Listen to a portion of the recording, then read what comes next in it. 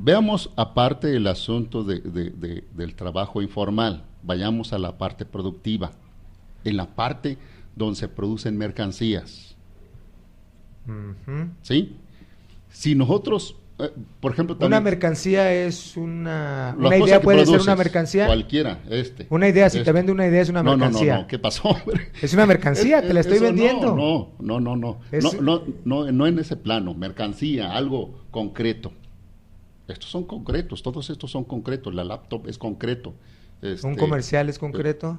No. ¿No es concreto? Ese es otro ámbito. Una camisa, un suéter, una chamarra, eso, lo concreto.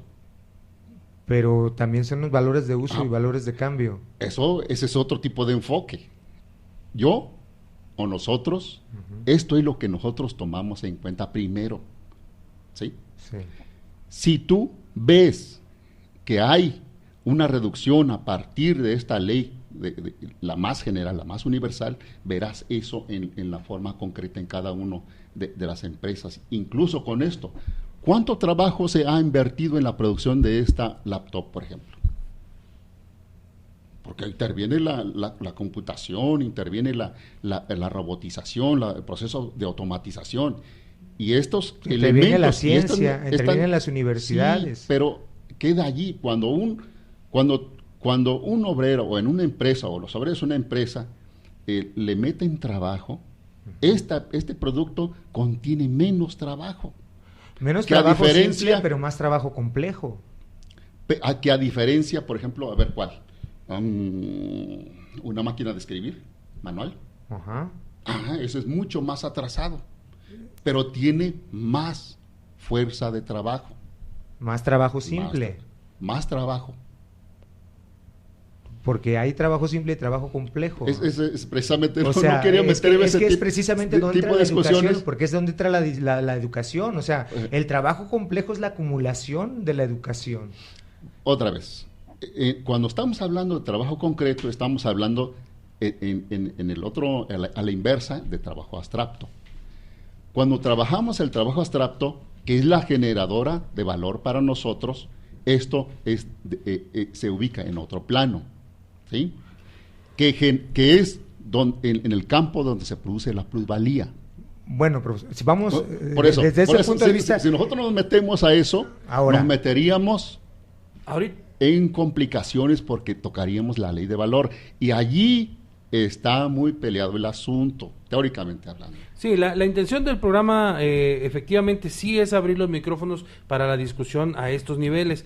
La intención también en este sentido de invitar al profesor Mónico el día de hoy era para que partiéramos de conocer su visión con respecto a lo que es la reforma estructural, por qué se originan y en dónde están. Hemos estado discutiendo o hemos escuchado cómo se han analizado conceptos muy profundos que a lo mejor algunos compañeros sí nos van a exigir en su momento que les aclaremos más esas posiciones de ambas voces que ahora se están escuchando. Pero sí es un reto que tenemos que plantearnos, claro, sí es un reto que tenemos que discutirlo, pero sí me gustaría que nos enfocáramos ahorita a tratar de encontrarle, vaya, ahorita lo acaban de mencionar, simple, concreto, una visión concreta de por qué estas reformas. ¿Cuál es el origen de estas reformas? ¿Por qué se están aplicando así? Ya lo hemos avanzado, ya los dos compañeros lo han tocado. Claro que hay de trasfondo filosófico y político muchos más datos históricos y económicos. Pero ahorita, por ejemplo, la visión del Ateneo, la visión de los compañeros que trabajan con el profesor Mónico, ¿cuál es para explicar estas reformas estructurales? En ese sentido tendríamos que avanzar. Ya nos queda menos de medio programa, pero vamos viendo qué se puede lograr en ese sentido. Sí, claro que sí. La pregunta, para mí, o para nosotros, las reformas estructurales corresponden precisamente a lo que trae el modelo económico neoliberal. No puede uno verse, separar estas reformas estructurales como si fueran algo que no es propiamente del modelo económico neoliberal y a la situación que está viviendo el capitalismo en esta etapa. tiene que responder a los nuevos requerimientos del capital imperialista mexicano y transnacional. Uno, básico, es para salir de la crisis económica estructural del capitalismo que entró desde finales de la década de los 60, pero que se concreta y se ve de manera más clara en 1982.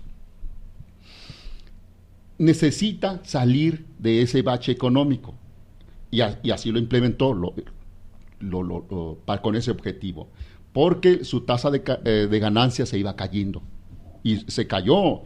Si no se hubiera implementado el modelo económico neoliberal, ¡pum!, hubiera colapsado. Y es ahí, por eso es porque es ahí donde, si la tasa de ganancia cae, el sistema incrementa la tasa de explotación. Luego, en todo el periodo que se aplica el modelo económico neoliberal, a pesar de que, y lo implementa, sigue cayendo. En 1992, 95, 97, 2001, 2007, 2008, se observa la caída del sistema capitalista, la profundización de la crisis económica mundial. Pero precisamente por esa situación que se ve, desde 1982 se implementa las reformas como nosotros lo conocemos. Primero, las privatizaciones. Hacia antes de 1982 había algo así como 215 empresas estatales. Luego, para salvar el capitalismo que entra en crisis en la década de los 70, el Estado de Bienestar salva más o menos 900 y tantos empresas privadas. Para 1982 hay algo así más o menos de 1.115 empresas que los tiene administrando. Pero a partir de allí empieza a deshacerse de esas empresas en toda la década de los 80 y más cuando empieza el periodo de Salinas. Pero es en esa parte de Salinas cuando empiezan las primeras reformas y ajustes en cuanto al modelo económico, nuevo modelo educativo neoliberal. ¿Qué tenía este nuevo modelo? El viejo modelo educativo liberal, que le estorbaba y que ya no le servía ni siquiera para lo que pretendía. Primero, baja calidad. Es decir, desde ese entonces hacia acá, había un bajo rendimiento o desempeño educativo.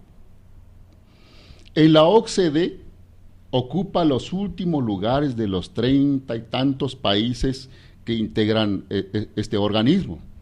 2, alta deserción. 3, costoso. Según en la visión neoliberal, costoso. La sobreideologización donde... Zapata, Villa. Sí, eso, esa parte. Porque este enfoque nacionalista, liberal, antiimperialista, con la que se forman los hombres que todavía hoy nosotros somos producto de esa educación, con este enfoque se forma a los hombres que existen desde 1917 hacia acá.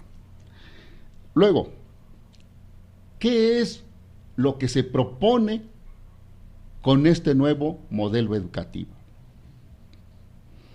La primera es que empieza a quitar o eliminar materias históricas, humanística, filosófico, científico. Hacen a un lado lo científico que pobremente se daba en las escuelas, básicamente la experimental en las escuelas de educación básica. Al eliminar todos estos se empiezan a meter otras materias, otros enfoques que son totalmente contrarios, lo científico, lo hasta místico, hasta religioso. Con las reformas que se han hecho, hasta eso están introduciendo. Bueno, no les interesa ni la gramática, ni la ortografía, ¿no? Sí. también no necesitan el enfoque nacionalista que se daba, ¿cómo se llama? Este modelo. La quitan. Básicamente el enfoque antiimperialista lo quitan, porque es un planteamiento nacionalista. Revolucionario. Exacto. Porque no es el mismo nacionalismo que el nacionalismo alemán. Claro, no. Pues es otro. Es otro. Pero también el nacionalismo alemán, otra vez, es nacionalista. Pero es un nacionalismo extremo. Pero es un nacionalismo que no ha luchado contra la conquista, por ejemplo. Luego, ¿qué otras características tiene este nuevo modelo que se empieza a configurar? No está concretado esto, pero en la historia se viene recogiendo estos elementos. ¿Cuáles son? Necesita mano de obra barata. ¿Sí? Con la reforma de que por hora debes trabajar, por hora debes ganar más o menos 7 pesos, 8 pesos. La ley del bronce del capitalismo, ¿no? Al trabajador solamente hay que pagarle... se concretó. Lo suficiente para que al día siguiente tenga fuerza para seguir trabajando. ¿Por qué? Luego me dan, ganas de explayarme sobre esto. Se necesita mano de obra barata. Eso en primera. Generar alta productividad. Bajar los salarios al mínimo. Que sea un elemento o un agente polivalente, o sea, ¿cómo se ve? Milusos, exacto. Sumiso, acrítico, no analítico, que abata los costos de producción.